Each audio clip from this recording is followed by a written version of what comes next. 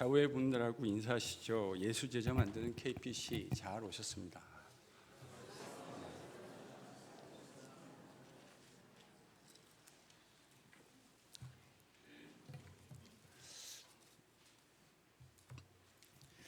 오늘 본문에는 야곱과 레아와 라헬의 연약함이 있는 그대로 노출됩니다. 한 번도 하나님이 등장하셔서 어떤 일을 직접적으로 행하시지는 않으십니다. 그러나 우리는 그들의 삶 속에서 역사하고 계시는, 일하고 계시는 그 하나님에 대해서 오늘 크게 두 가지로 여러분과 함께 묵상해 보고자 합니다. 야곱은 외삼촌 라반의 꼼수에 제대로 당했죠. 여러분 이런 걸 보고 세상에서는 임자 제대로 만난 거라고 이야기합니다. 삼촌을 위해서 꼼짝없이 14년 일해야 했습니다. 이 과정에서 그는 2명의 아내를 얻게 됩니다. 지난주 말씀과 연관지어서 생각해 볼 때 생기는 질문은 이겁니다. 야곱이 하나님이 허락해 주신 그 비춰짐의 은혜를 잘 경험하고 있을까? 잘 깨닫고 있을까? 본문 30절과 31절을 보면 힌트가 있습니다. 여러분 30절, 31절을 같이 읽겠습니다. 31절을 같이 읽겠습니다. 같이 읽죠. 시작.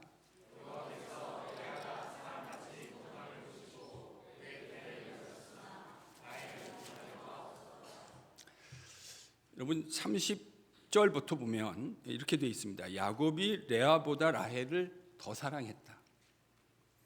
그러니까 이 한국어 워딩만 보면 여러분 레아는 사랑을 받기는 한 겁니까?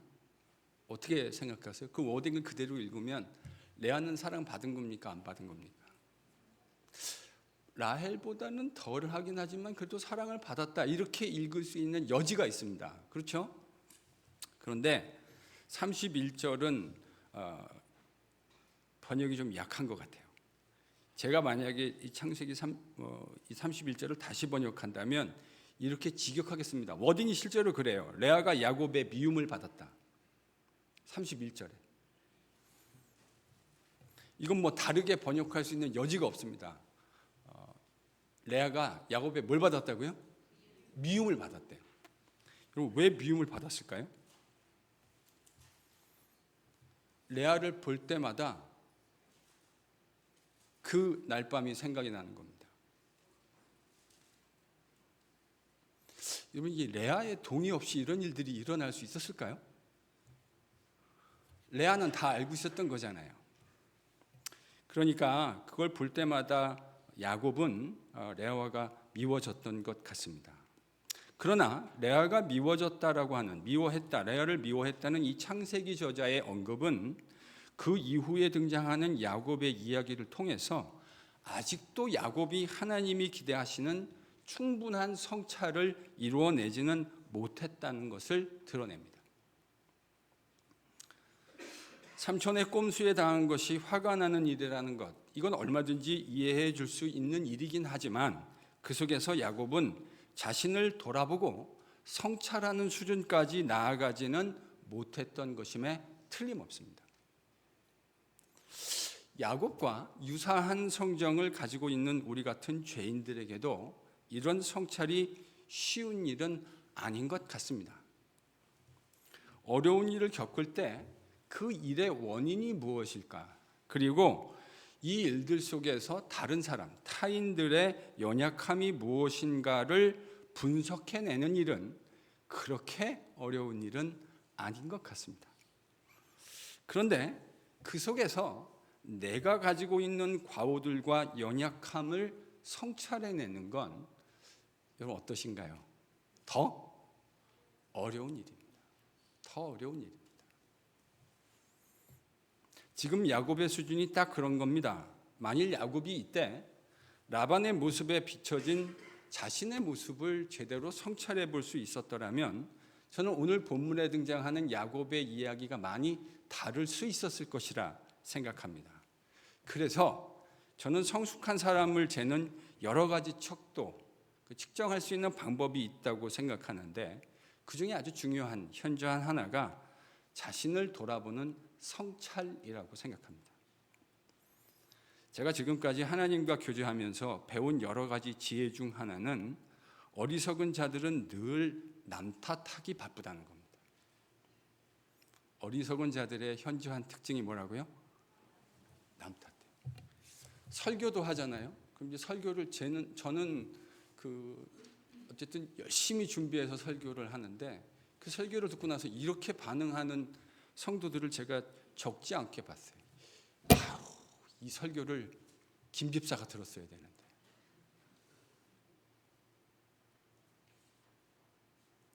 제가 1부 때는 박 집사라고 했습니다. 2부 때는 박 집사라고 일부러 안 한 거예요. 혹여나 무슨 특정인을, 늘 이런 일들이 벌어지거든요. 참 목사하는 게 쉬운 일이 아니에요.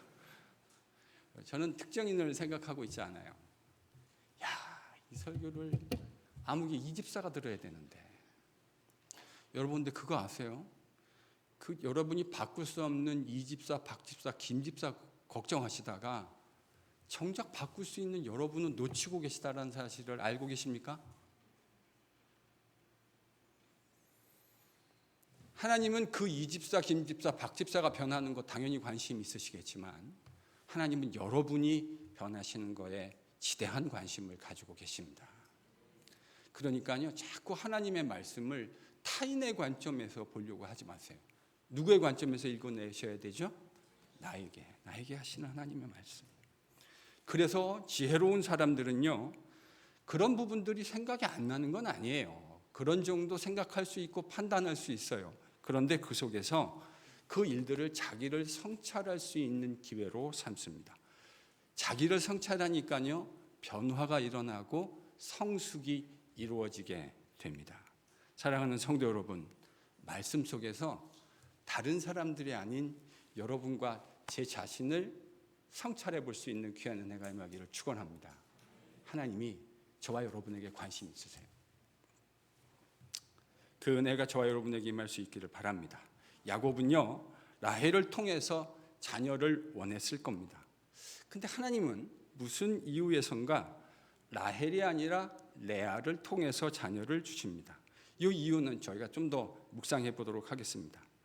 여러분 아마 이 시점에 이제 라헬과 레아라는 두 아내를 얻은 야곱은 거의 상당수의 시간을 부부로서 누구랑 보냈을까요? 이걸 추측하는 건 어려운 일이 아니죠. 레아가 아닌 라헬과 거의 대부분의 시간을 부부로서 지냈을 거예요. 그런데 참 희한한 일이 일어납니다. 여러분 32절에서 35절 좀 길긴 하지만 같이 읽겠습니다. 32절에서 35절 같이 읽죠. 시작.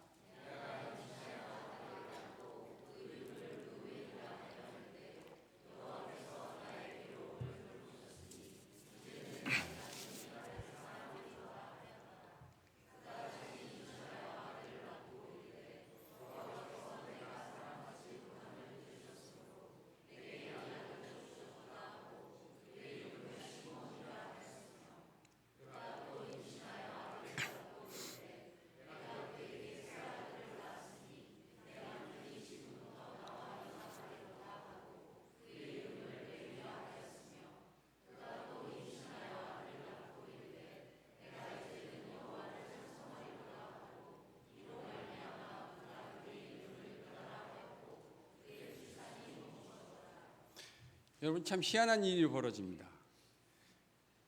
아내로서 대부분의 시간을 라헬과 보냈을 거라는 것이 너무나 선명하게 추측이 되는데 시간을 많이 보낸 라헬에게는 아이가 하나도 생기지 않고 이따금씩 남편의 의무감으로 시간을 보냈을 레아에게 아들들이 생기기 시작합니다. 그래서 하나님이 레아를 통해 르우벤, 시므온, 레위와 유다 이렇게 4명의 아들을 주셨습니다.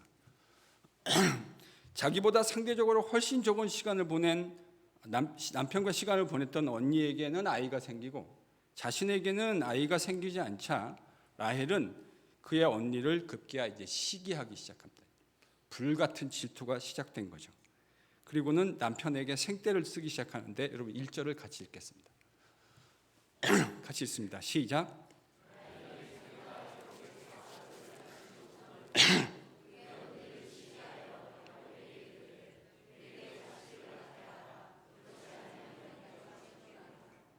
여러분 이거를 오늘날의 드라마로 저희들이 보게 된다면 1절에서 라헬이 하는 말을 이 정도로 제가 좀 각색해서 할 수 있을 것 같아요. 빨리 나를 아들을 낳게 해라. 아이 안 낳게 하면 여러분이 대답해 보세요. 어떻게 대사가 전개돼야 될까요? 확 죽어버릴 거예요. 이건 협박이고 거의 땡깡 수준입니다. 이 이야기를 들었던 야곱, 라헬을 그렇게 사랑했죠. 14년이 그저 며칠 같을 정도로 사랑했던 라헬에게 불같이 화를 냅니다. 버럭합니다. 당신이 임신 못하는 게 내 책임이냐? 여러분 야곱이 이 말하는 게 매우 합리적이지 않습니까? 레아에게는 지금 몇 번 같이 관계를 하지도 않는 것 같은데 계속해서 A가 태어나서 아들만 벌써 넷이 된 거죠. 근데 훨씬 더 많은 시간을 보낸 라헬에게는 아이가 하나도 태어나지 않습니다. 그게 내 책임이냐? 레아는 아이를 순풍순풍 잘 낳고 있습니다. 야곱의 말을 듣고 난 다음에 라헬은 그 말이 너무 잘 이해가 됐습니다. 그래서 자기에게는 가능성이 없다고 생각하고 자신의 시할머니, 누구죠? 사라가 했던 것과 똑같은 방법을 사용합니다. 자신의 여종 비라를 남편에게 주는 거죠. 그래서 그는 아들 둘을 얻게 되는데 그 이름을 각각 단과 납달리라고 지었습니다. 자, 현재 스코어 확인하겠습니다. 레아 쪽의 아들 몇 명이죠? 레아 쪽에 4명, 라헬 쪽에는요? 2명. 현재 스코어 4대입니다. 레아와 라헬의 아들 낳기 경쟁 4대2 현재 스코어인데 라헬이 이렇게 치고 올라오니까 언니 레아가 가만히 있지 않습니다. 자신은 더 이상 아이를 낳기 어렵다고 판단을 했고 그래서 라헬처럼 자신의 종 실바를 남편에게 주었습니다. 그래서 실바를 통해 레아는 갓과 아셀이라고 하는 두 아들을 얻게 되었습니다. 자, 스코어가 어떻게 변했죠? 야구 경기 중계하는 것 같습니다. 6대2로 스코어가 변했습니다. 두 자매가 서로를 시기해서 아이 낳기 경쟁을 하는 것이 점입가경이 됩니다. 근데요, 이 과정에서 재미난 이른바 합한채 사건이 발생했습니다. 이스라엘 팔레스틴에서는 밀추수기에 합한채라고 하는 야생식물을 종종 발견하고 했는데 고대인들은 이 합한채가 민간요법으로 임신에 좋다, 효력이 있다고 생각했어요. 그 합한채를 루벤이 발견하고는 그것을 엄마 레아에게 가져다 준 거죠. 자, 장남이고요. 이렇게 지금 아이들이 태어나는 과정에서 루벤은 어느 정도 성장한 것 같아요. 엄마가 뭘 그렇게 간절히 원하고 있는지 이 큰 아들이 알고 있습니까? 모르고 있습니까? 알고 있는 겁니다. 그래서 그 합한채를 엄마에게 가져다 줍니다. 근데 이 아들 낳기 경쟁이 펼쳐지고 있는데 레아에게 합한채가 전해졌다는 사실을 라헬이 전해 듣습니다. 그 길로 바로 언니에게 달려가서 그는 합한채를 요구합니다. 여러분 14절, 15절 읽습니다. 현대적 감각으로 상상력을 동원해서 읽어보십시오. 같이 읽겠습니다. 시작.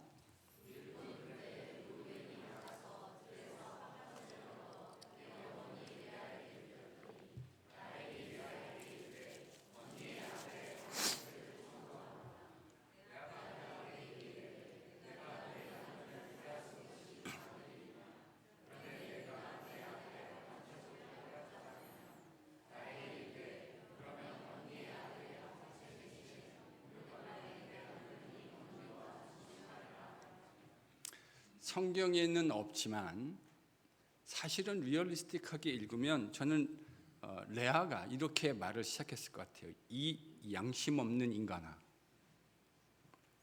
네가 남편 독차지하더니 이제는 합한채까지 탐을 내는 것이냐. 레아라면 충분히 이렇게 말할 수 있지 않았을까요? 근데 이 이야기를 듣던 라헬은 이미 플랜 B가 있었어요. 합한채 언니가 주면 오늘 남편을 언니에게 양보해 줄게. 레아 입장에서는요, 정말 자존심 상하는 상황이기는 하지만 거부하기는 참 어려웠겠다 하는 생각이 듭니다. 왜 그렇습니까? 합한 채만 있으면 뭐해요? 하늘을 봐야 별을 따는 거죠. 아니 합한 채만 들고 있으면 뭐하냐고요. 그래서 이 자매 간에 딜이 성사됩니다. 그렇게 해서 레아는 하나님의 은혜로, 태가 다쳤는 줄 알았는데 하나님이 기적적으로 여신 거죠. 그래서 5번째, 6번째 아들인 이사갈과 스불론을 낳게 됩니다. 그리고 나중에 이제 창세기에 등장하는 딸 디나도 얻게 됩니다. 스코어가 몇 대 몇으로 변했죠? 8대 2. 남자만, 아들만 지금 8대 2가 됐어요. 그런데 드디어 하나님이, 그러니까 아들을 지금 8하고 2를 낳는 동안에 라헬은 아이를 하나도 못 낳은 거예요. 근데 이 오랜 시간이 지나서 드디어 하나님이 라헬에게 아들을 허락하시는데 그 아들이 창세기에서 그렇게 유명한 아들 요셉이 됩니다. 요셉이라는 말은 히브리 말 아사프라는 말에서 변형된 거예요. 아사프라는 말은 더하다, 애들한 뜻입니다. 무슨 염원을 담은 거죠? 하나로 만족이 안 됩니다. 하나님 더 주세요. 그래서 요셉이라고 이름을 지은 겁니다. 여러분 지금 이 내용을 읽어가자니 마치 우리가 보게 되는 한국 막장 드라마의 한 부분을 보는 것 같습니다. 근데요, 놀라운 일이 한 가지 있어요. 그건 이런 야곱과 레아와 라헬의 연약하고 어떻게 보면 참 그 우리 밑에 있는 그 찌꺼기가 다 나온 것 같은 이 모습 속에서 하나님의 약속들이 이루어져 가는데 지금 아들이 몇 명이 됐죠? 아까 8대 2였는데 요셉이, 산수를 다시 하겠습니다. 8대 2였는데 요셉이 라헬 쪽에 더해졌으니 8대 3. 11명이 된 거예요. 이제 나중에 라헬이 마지막으로 낳게 될 아들 베냐민만 더하면 12명의 이스라엘의 족장들이 만들어지는 겁니다. 12지파의 머리가 이렇게 만들어지는 거예요. 여러분 뭔가 좀 느껴지는 게 없으세요? 인간의 추악하고 연약함, 질투와 언니와 동생 사이에 있는 이 질시 속에서도 하나님의 약속은 그분이 약속하신 성취를 위해서 한 걸음씩 한 걸음씩 움직여가고 있다는 사실을 보게 됩니다. 인간의 연약함 속에서도 우리 하나님은 여전히 그 속에 일하고 계셨습니다. 야곱 가족의 어리석은 질투와 시기 속에서도 아브라함과 이삭과 야곱에게 주셨던 하나님의 약속은 한 발자국씩 그 성취를 향해 나아가고 있는 것을 보게 됩니다. 여러분, 우리가 가지고 있는 연약함 속에서도 우리를 향한, 우리의 가정을 향한, 우리의 공동체를 향한 하나님의 계획이 오늘도 한 발자국씩 전진해 가고 있다는 사실을 저는 묵상하게 됩니다. 우리가 하나님을 신뢰할 수 있는 이유가 바로 여기에 있습니다. 우리의 연약함과 부족함이 분명히 있습니다. 그런데 하나님은 그 속에서도 여전히 일하고 계십니다. 하나님은 우리의 연약함 속에 일하셔서 그분이 의도하셨던 바를 반드시 이루어내고야 마시는 하나님이십니다. 이 하나님이 믿어지는 저와 여러분이 되실 수 있기를 축원합니다. 본문의 큰 그림을 그리다 보면 저는 하게 되는 묵상이 하나 있어요. 그건 하나님은 왜 야곱이 그렇게 원했던 라헬을 통해서 자녀를 바로 주시지 않고 상당한 시간이 흘렀을 거 아닙니까? 그런데 상대적으로 그렇게 간절하지 않았던 레아를 통해서는 왜 자녀를 많이 주셨을까 하는 점입니다. 왜 하나님은 야곱이 그렇게 원했던 것, 즉각적으로 주실 수 있는 능력이 있으셨음에도 불구하고 오랫동안 기다리게 하셨을까? 사실 이 질문은 야곱만의 질문이 아닙니다. 이 질문은 창세기 저자가 창세기 스토리 안에서 지속적으로 다뤄왔던 질문이고 동시에 우리가 던질 수 있는 질문이기도 합니다.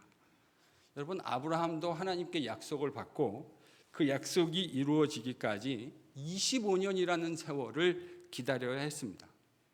이 기간을 통해서 아브라함은 하나님의 약속이 이루어지는 것이 그의 능력에 달려 있는 것이 아니라 하나님의 전적인 능력이라는 것을 배우게 되었습니다.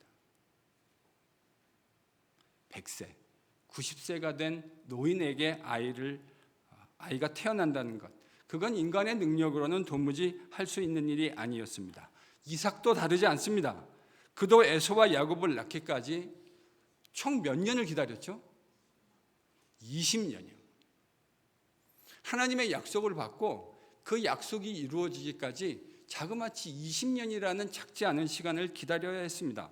그런데요, 창세기 저자는 이 20년의 기간 동안 이삭이 기도했다라는 사실을 강조해서 기록해 놓았습니다. 그러니까 이 기다림의 동안 이삭이 뭘 배웠다라는 말이 되는 거죠? 그는 약속이 이루어지지 않고 딜레이 되는 동안 기도를 배우게 되었습니다. 야곱도 마찬가지일 겁니다. 그는 이 과정을 지나가면서 하나님을 묵상하게 되고 하나님을 배워가게 됩니다. 지금 야곱은 하나님의 능하고 신실하신 손 안에서 변화되어지는 훈련 프로그램 안에 들어와 있습니다. 그래서 지난주 살펴본 대로 라반의 꼼수에 철저하게 당하는 과정을 통해서 자신의 내면을 돌아볼 수 있는 은혜를 얻게 되었죠. 그런데 그는 이 은혜를 충분히 경험한 것 같지는 않습니다. 그래서 하나님은 이 훈련 프로그램의 또 다른 일환으로 신실하신 하나님, 그분은 야곱의 인생에 부족함, 결핍, 기다림이라고 하는 것을 허락하신 겁니다. 그의 인생에 다시 한번 하나님의 은혜의 습격이 주어졌다는 말입니다. 야곱뿐이겠습니까? 우리의 인생을 돌아보면 하나님은 우리 인생에서도 여러 다양한 결핍과 기다림 등을 경험하게 하십니다. 다양한 종류의 결핍, 또 기다림 등을 경험하면 처음에 대부분의 사람, 저를 포함한 대부분의 사람들은 잘 견디지 못합니다. 그리고는 해볼 거 열심히 해보다가 다 안 되면 드디어 이제 뭐 하죠? 여러분의 과거를 떠올려 보세요. 해볼 수 있는 거 다 한 다음에 다 안 되면 그 다음에 이제 뭐 하죠? 기도합니다. 그리고 하나님께 이렇게 기도합니다. 하나님, 이 결핍, 기다림을 빨리 해결해 주십시오. 그래야만 살 수 있다고 생각합니다. 제 경험상 적지 않은 경우에 하나님은 우리의 기대와는 달리 빨리 해결해 주시지 않으십니다. 제가 처음에 와서 그랬잖아요. 제가 하나님께 처음 하나님을 알아가면서 지어드렸던 별명 기억나세요? 무슨 하나님이요? 거북이 하나님, 5분 전 하나님. 하나님은 우리가 원하는 스피드로 일하지 않으십니다. 기다리고 또 기다리게 하시고 내 인생에 수많은 결핍들을 허락하셔서 하나님 아니면 안 된다고 하는 사실을 깨닫게 해주시기 위해서 그런 기다림과 결핍의 은혜를 허락해 주십니다. 근데 이제 그렇게 시간이 지나가다 보면 어느 날 문득 그 결핍과 기다림이라는 것이 참 마음을 불편하게 하기는 하는데 이게 꼭 나쁜 것만은 아니다. 어떤 의미에서 도리어 영적인 축복이 될 수 있다라는 사실을 깨닫게 됩니다. 왜 그렇습니까? 우리는 그 결핍과 기다림 속에서 우리의 진정한 인간됨의 참 모습을 바라보게 되기 때문에 그렇습니다. 여러분, 그게 사실은 우리의 실력이고 실존입니다.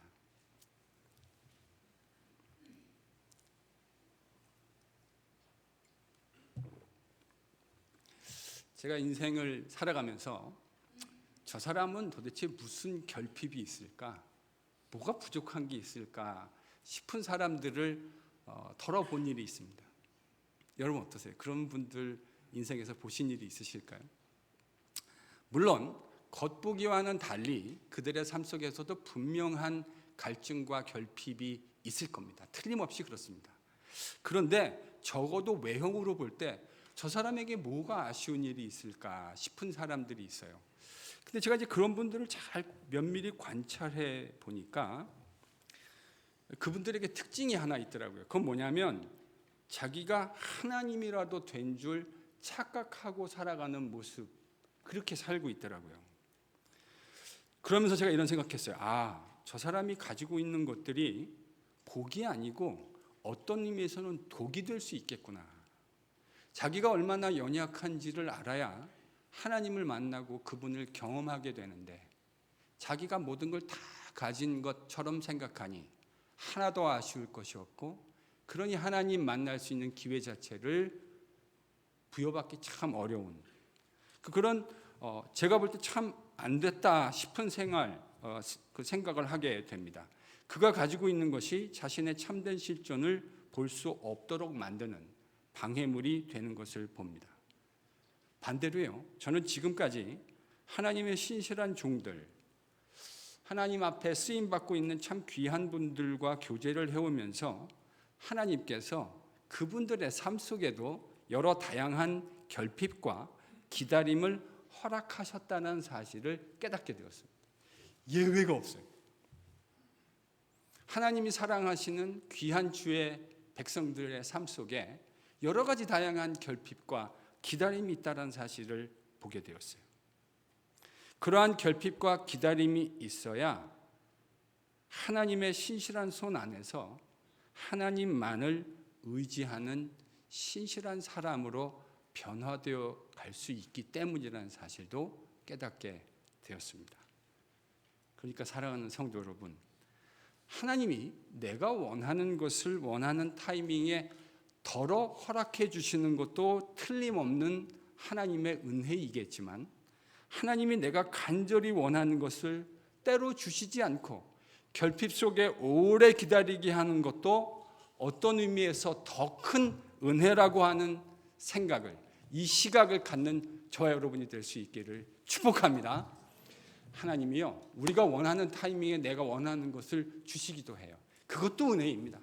그런데 내가 원하는 것들을 결핍하게 만드시고 오랜 기간 동안 기다리게 만드시는 것이 저는 하나님과 동행하면서 더 큰 은혜라는 사실을 깨닫게 되었습니다. 하나님은 참 놀랍게 일하시는 분이십니다. 그분은 우리의 장점을 통해서도 아름답게 일하십니다. 그런데요, 제 인생과 주변에 있는 하나님의 백성들을 잘 관찰해 보았더니 하나님은 우리의 약점 속에서도 일하십니다. 그래서 결국 그분이 원하셨던, 약속하셨던 그 신실한 일들을 이루어내십니다. 지금 야곱의 인생도 그런 것 아닙니까?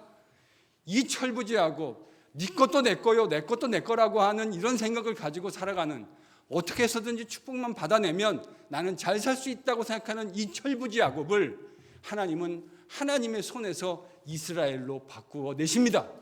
야곱의 인생에서도 이것이 분명히 보이는데요, 이게 가장 절묘하게 보이는 지점이 있습니다. 예수 그리스도의 십자가입니다. 여러분, 십자가는 인간들의 패역함의 극치입니다. 하나님이 보내신 그의 독생자 아들을 인간들이 패역함으로 십자가에 못 박아 죽였습니다. 그러나 하나님은 그 인간들의 패역함을 십자가 놀라운 승리로 바꾸어 내셨습니다. 모든 인간이 죽음을 극복할 수 없는데 그리스도 예수 안에 새로운 부활을 통해서 죽음에 의해서 통제되지 않는 하나님의 유일한 인류를 만들어내시고 그를 고백하는 모든 사람들을 믿음 안에 그리스도와 하나가 되게 하심으로 새로운 창조의 인류로 만들어내시고 하나님 아버지와 영원히 교제하는 그의 백성을 만들어내셨으니 인간들의 패역함마저도 역전시켜내시는 하나님의 은혜가 아니면 무엇이겠습니까? 하나님은 우리의 강점만이 아니라 저와 여러분이 가지고 있는 연약함 속에서도 일하시는 하나님이라는 사실을 기억하는 저와 여러분이 되기를 바랍니다. 그것이 우리가 살아가고 있는 삶의 모든 자리에서 하나님을 신뢰할 수밖에 없는 저는 가장 큰 이유라고 생각합니다. 그 하나님을 신뢰하고 믿을 수 있는 KPC 될 수 있기를 바랍니다. 하나님이 그분의 섭리 가운데 허락하신 여러분의 인생 가운데도 존재할 여러 결핍과 기다림이 있으실 겁니다. 그 결핍과 기다림 속에 우리의 내면을 잘 성찰해 볼 수 있는 은혜가 임할 수 있기를 축원합니다. 성찰하시고요. 반드시 하나를 배우셔야 돼요. 그게 뭐냐면 이 결핍과 기다림 속에서 하나님은 저와 여러분이 기도를 배우기를 기대하십니다. 뭘 배우기를 기대하신다고요? 기도요. 신앙이 생겼다고 사람이 바로바로 기도하지 않더라고요. 제 경우가 그랬어요. 근데요, 하나님이 무릎 꿇어 기도할 상황들을 만들어 가십니다.